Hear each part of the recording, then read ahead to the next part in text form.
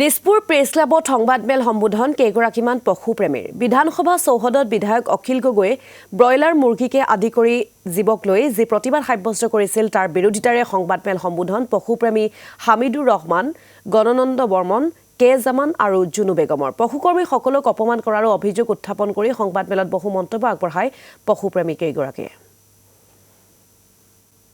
দুদিন আগত আমি মাননীয় মন্ত্ৰী মহোদয়ক লগ ধৰিছিলোঁ ভেটেনেৰী ডিপাৰ্টমেণ্টক।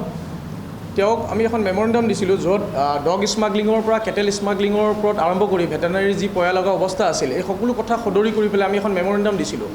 আৰু সেই মেমৰেণ্ডামখন দিয়াৰ পিছত আমি আহি পেলাই কিছুমান মিডিয়া চেনেলৰ আগত যিহেতু লগ পাইছিলোঁ বা আমিও ফোন কৰিছিলোঁ, তেওঁলোকৰ আগত আমি এটা প্ৰেছ বাইট এটা দিছিলোঁ, য'ত নেকি সেইখিনি প্ৰসংগৰ লগতে আমি অখিল গগৈ ডাঙৰীয়াই যিদৰে প্ৰতিবাদৰ নামত মূল্যবৃদ্ধি প্ৰতিবাদৰ নামত দুটা কুকুৰা ওলোমাইছিল আৰু মাছ ওলোমাই পেলাই লৈ গৈছিল, সেই বিষয়ে আমি দাঙি ধৰিছিলোঁ।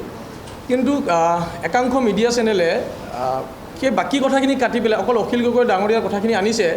তাৰপিছত আমি কিছুমান দেখিছোঁ একাংশ লোকে যে ব্ৰইলাৰ প্ৰেমী বুলি কৈছে বা পশুপ্ৰেমী নহয়, আচলতে অখিল গগৈ ডাঙৰীয়াই এষাৰ কথা ক'লে যে এওঁলোক আচলতে পশুপ্ৰেমী নহয়, এওঁলোক ব্ৰইলাৰ প্ৰেমী আৰু ব্ৰইলাৰটো বৈজ্ঞানিক পদ্ধতিৰে সৃষ্টি কৰা হয়, খাব পাৰি। গতিকে এজন জনপ্ৰতিনিধিৰ পৰা এই ধৰণৰ কথা আহিব বুলি আমি কেতিয়াও ভবা নাছিলোঁ।